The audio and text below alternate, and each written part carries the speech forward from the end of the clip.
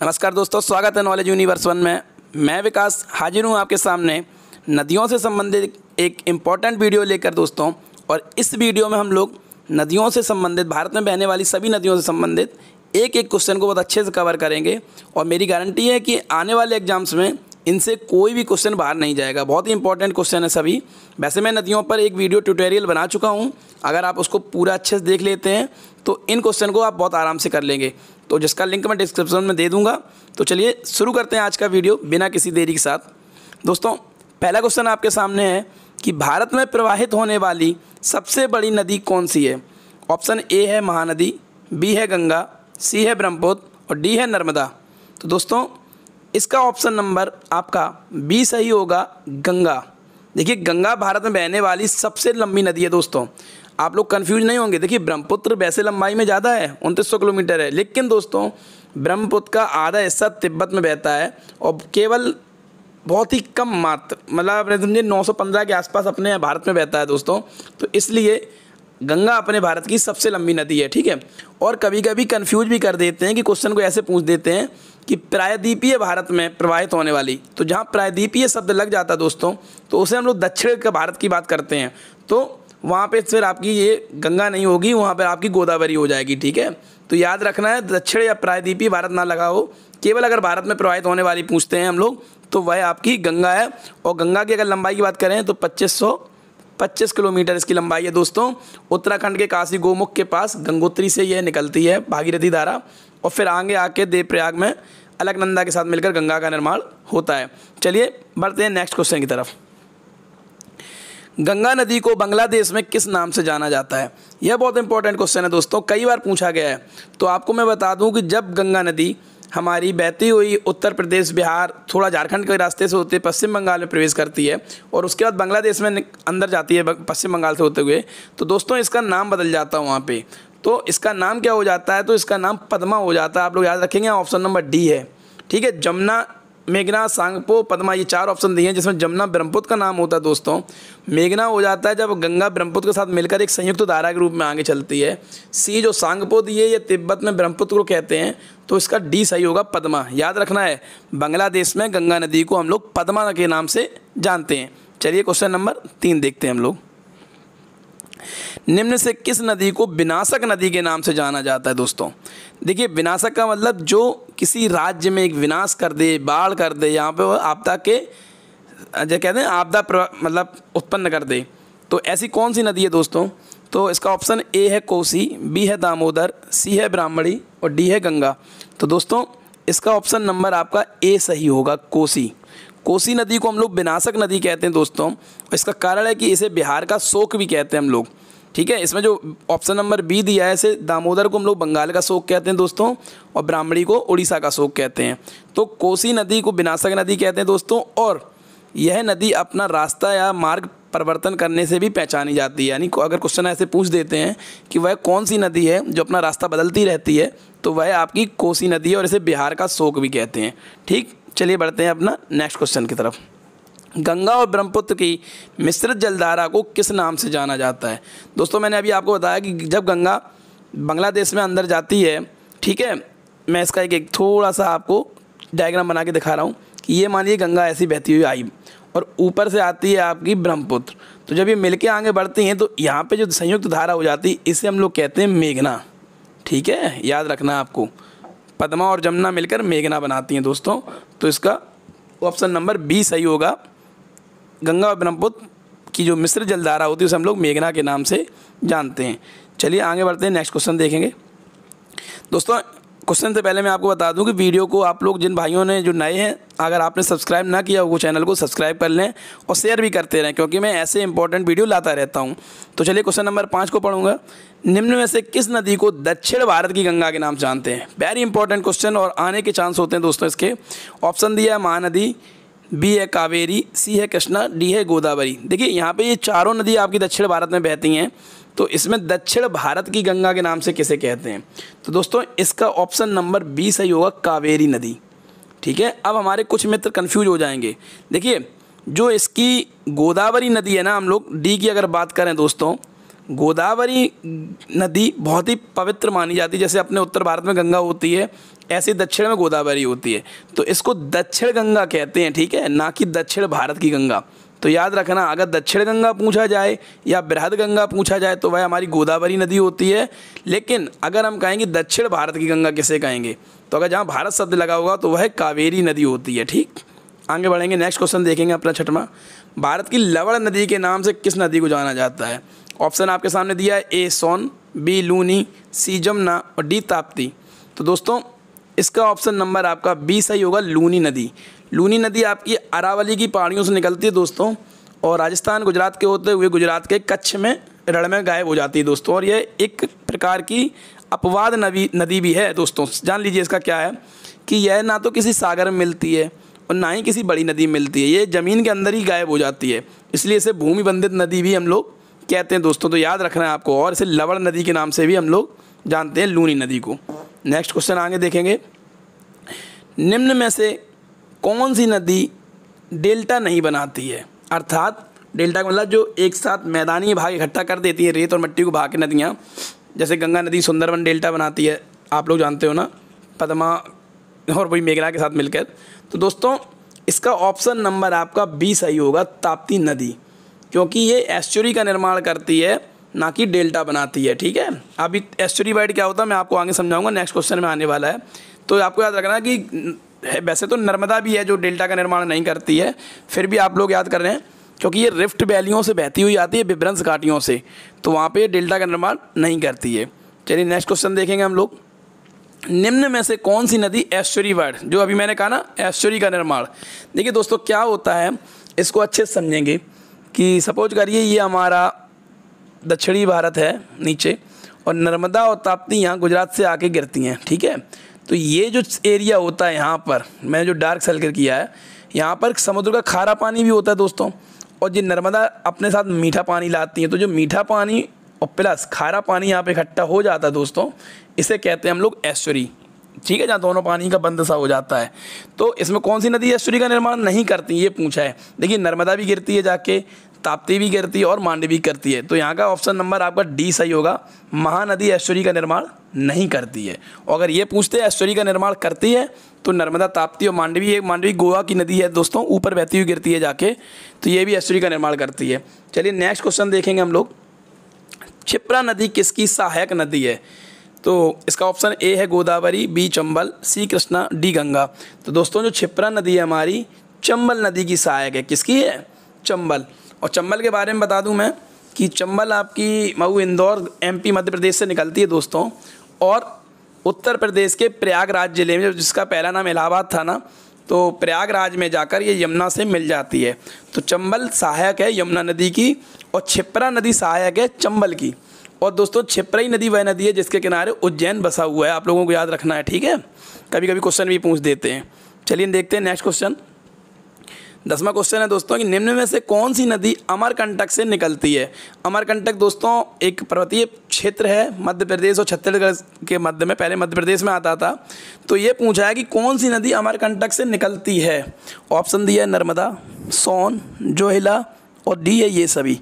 तो दोस्तों ये तीनों नदियाँ, नर्मदा, सोन, जोहिला, यहाँ तक कि अगर आप करें बात तो महानदी तक का भी निर्माण इसी के नीचे से होता है। तो ये आपका ऑप्शन नंबर डी होगा, ये तीनों नदी अमरकंटक की पहाड़ियों से निकलती हैं। चलिए नेक्स्ट क्वेश्चन देखते हैं कि दक्षिण भारत की नदियों में से सबसे लंबी नदी कौन सी है? ठीक है, तो दोस्तों दक्षिण भारत की मैंने अभी बताया था कि सबसे लंबी नदी गोदावरी नदी है, जिसकी लंबाई 1465 है किलोमीटर, और यह भारत की दूसरी सबसे लंबी नदी है गंगा नदी के बाद। ठीक है, इसके बाद आपकी कृष्णा नदी होती है। तो दूसरी नदी जो सबसे लंबी है दक्षिण भारत की तो ये पहली हो गई, और अगर भारत की बात करेंगे तो भारत की ये हो जाएगी दूसरी नदी।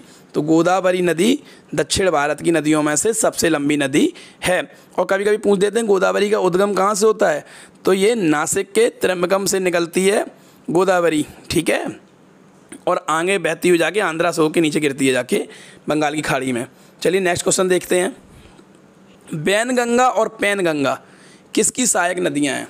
दोस्तों यहाँ गंगा शब्द लगा है कन्फ्यूजन करने के लिए, आप लोगों को ध्यान रखना है कि ये जो बैनगंगा और पैनगंगा हैं, ये दोनों नदियाँ गोदावरी की हैं। ठीक है, याद रखना आपको, वैनगंगा, पैनगंगा, इंद्रावती, ऐसे करके कई सहायक नदियां हैं गोदावरी की, ना कि गंगा की। तो याद रखना है आपको, ये वैनगंगा और पैनगंगा दोनों गोदावरी की सहायक नदियां हैं। नेक्स्ट क्वेश्चन देखेंगे कि भारत की सबसे लंबी नदी जिसका उद्गम और मुहाना दोनों भारतीय क्षेत्र में। देखिए क्या होता है, कई नदियां ऐसी हैं जिनके उद्गम बाहर होते हैं और जब वो गिरती हैं तो दूसरे क्षेत्र में, जैसे गंगा बांग्लादेश में जाके गिरती है, मुहाना खुलता है जाके, ऐसी कावेरी है या महानदी है। तो दोस्तों यह जो भारत की सबसे लंबी नदी है जिसका उद्गम और मुहाना दोनों अगर मैं कहूँ भारतीय क्षेत्र में है तो वह भी आपकी है गोदावरी, सॉरी गोदावरी ए पे है, ठीक है। गोदावरी का जो मुहाना और उद्गम है दोनों भारतीय क्षेत्र में होता है, याद रखना है आपको, दक्षिण भारत की सबसे लंबी नदी है। नेक्स्ट क्वेश्चन देखेंगे, 14वां क्वेश्चन दोस्तों। और मैं आप लोगों से फिर से आग्रह करूंगा कि वीडियो को लाइक करते रहें दोस्तों, और जो भी क्वेश्चन कठिन लगता है या जो नहीं आता है समझ में उसे आप लोग कमेंट्स करके हमसे पूछ सकते हैं दोस्तों, ठीक है।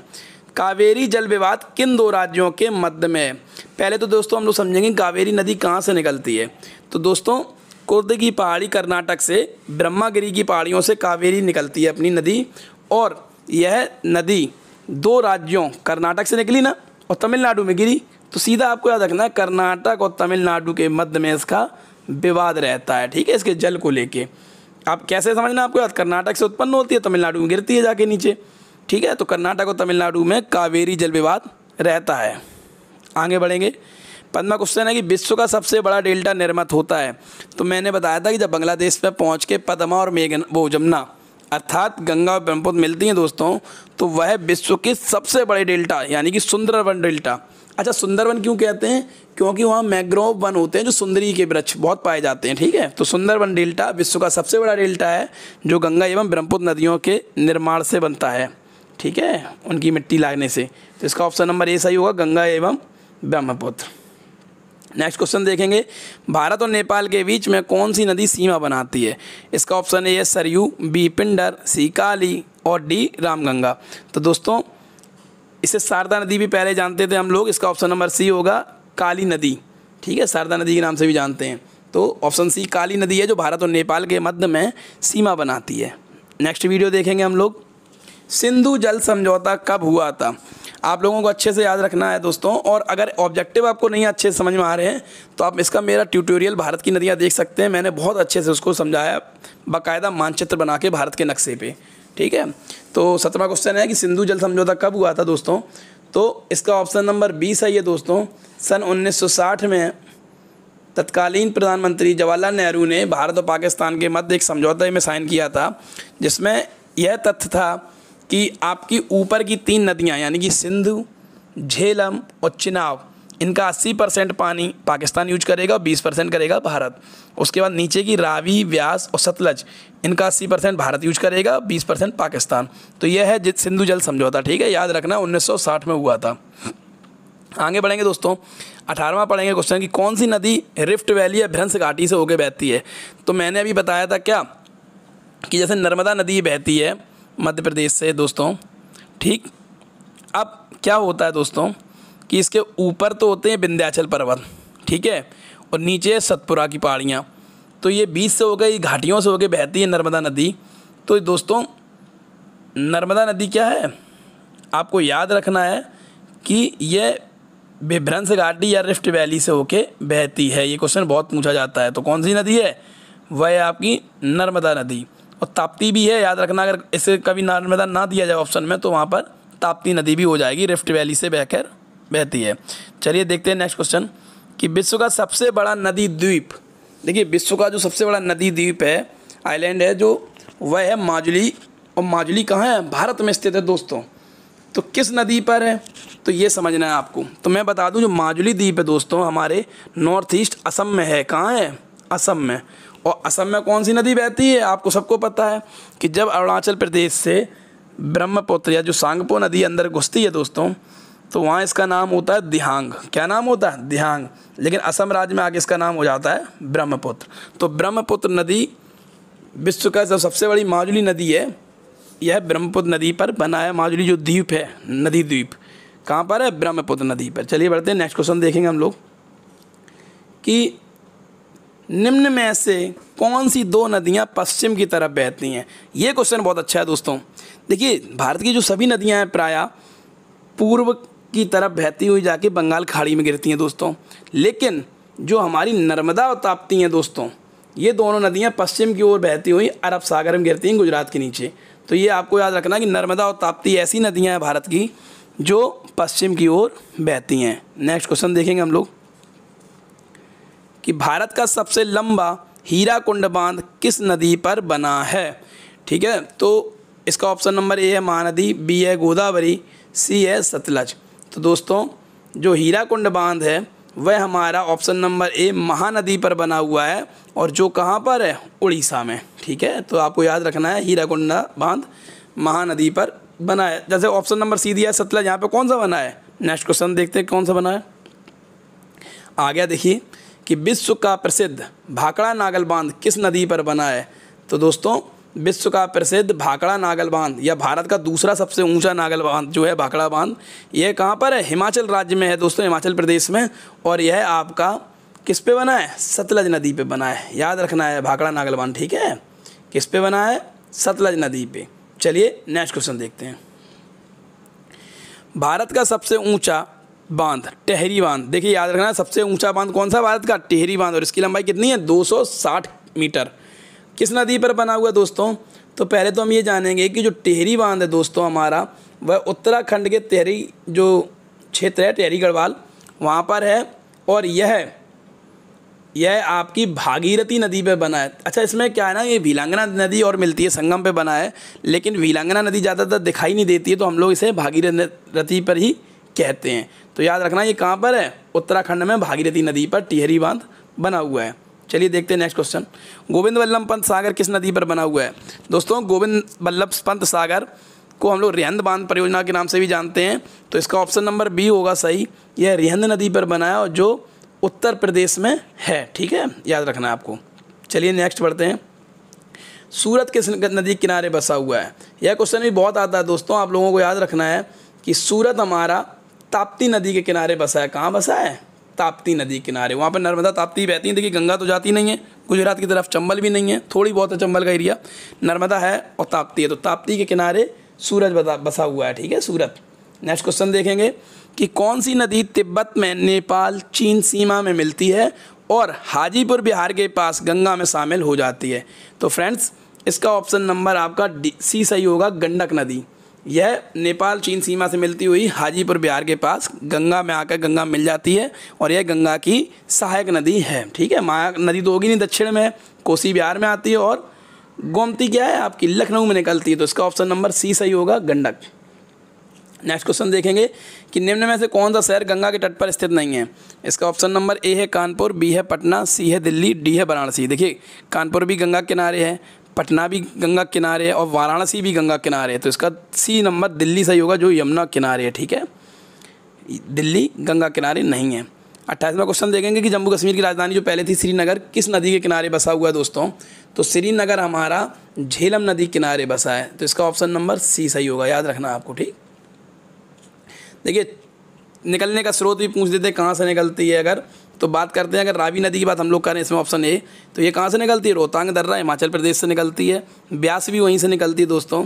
चिनाव है जो हमारा K12 लारा दर्रा से निकलती है, और इसका ऑप्शन नंबर सी सही होगा, श्रीनगर झेलम नदी के किनारे बसा हुआ है। 29वें क्वेश्चन की बात करें, भारत का सबसे बड़ा नदी मुख जहाँ पे नदी का बहुत चौड़ाई होती है किस नदी पे स्थित है दोस्तों? तो नर्मदा, कावेरी, हुगली, कृष्णा, इसके ऑप्शन दिए हुए हैं दोस्तों। इसका ऑप्शन नंबर सी सही है कि सबसे बड़ा नदी मुख है आपका हुगली में। और हुगली नदी के किनारे कौन सा शहर बसा हुआ है? बहुत बार पूछा गया है, वो है आपका कोलकाता, पश्चिम बंगाल। ठीक है, ये याद रखना है आप लोगों को। चलिए नेक्स्ट क्वेश्चन देखते हैं कि कौन सी नदी भूमि बंधित है? मैंने अभी बात करी थी ना कि लूनी नदी ऐसी है जो अरावली की पहाड़ी के आना सागर से निकलती हुई गुजरात के कच्छ के रण में जाके खो जाती है, ज़मीन के अंदर ही दोस्तों, अंदर ही अंदर बहती है। तो लूनी नदी का कोई मुहाना नहीं है कि कौन से सागर में गिरती है, ये भूमि में ही बंद हो जाती है, इसलिए इसे भूमि बंधित कहते हैं। और ये भारत की लवण नदी भी है, याद रखना है। इसका ऑप्शन नंबर ए सही है, लूनी। 31वां क्वेश्चन आपका है, कैन, बेतवा, चंबल किसकी सहायक नदियाँ हैं?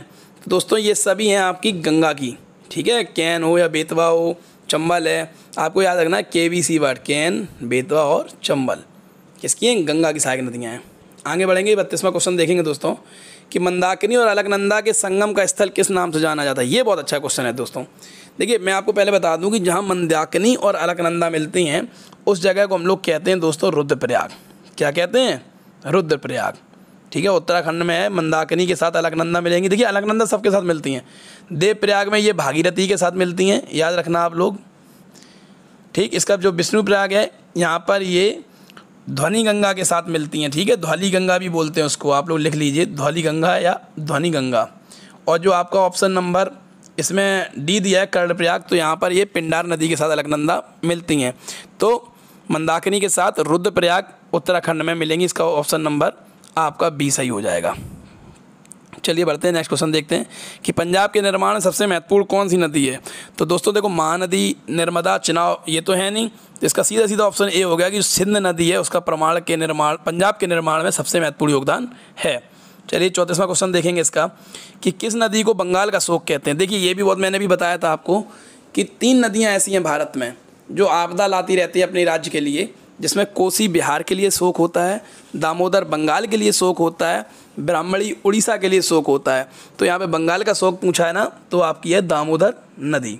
ठीक है, आगे बढ़ेंगे। सांगपो किस नदी का नाम है, ये मैंने आप लोगों के लिए छोड़ा, कमेंट्स करके बताएंगे आप लोग। इसको हम लोग 2 नामों से और जानते हैं दोस्तों, मैं बता दूं तिब्बत में इसे सांपो भी कहते हैं, सांपो, और एक नाम इसका है यरलुंग जांगपो। ठीक है, यरलुंग जांगपो। तो दोस्तों आप लोगों को याद रखना है कि सांगपो नदी, मैं बता ही दे रहा हूँ, अगर आप लोगों ने अभी तक गैस कर लिया तो बताएंगे। हिंट में मैं बता रहा हूँ कि इसका नाम बा से शुरू होता है और यह पद्मा नदी के साथ मिलकर सुंदरबन डेल्टा को निर्माण करती है। ये हिंट है आप लोगों के लिए। तो चलिए अब आज का वीडियो यहाँ पे समाप्त करते हैं। आशा है मुझे कि सभी क्वेश्चन अच्छे से आप लोगों ने कवर कर लिए होंगे दोस्तों, और ये बहुत ही अच्छे क्वेश्चन हैं, वीडियो को 1-2 बार देख लें। और ज़्यादातर क्वेश्चन इन्हीं से बनते हैं एग्जाम्स में। और अब मैं कल आपको मिलूँगा नेक्स्ट वीडियो में, अपनी मैथ की जो सीरीज़ चल रही है उसमें। तब तक के लिए आपसे विदा चाहूँगा। गुड नाइट, धन्यवाद।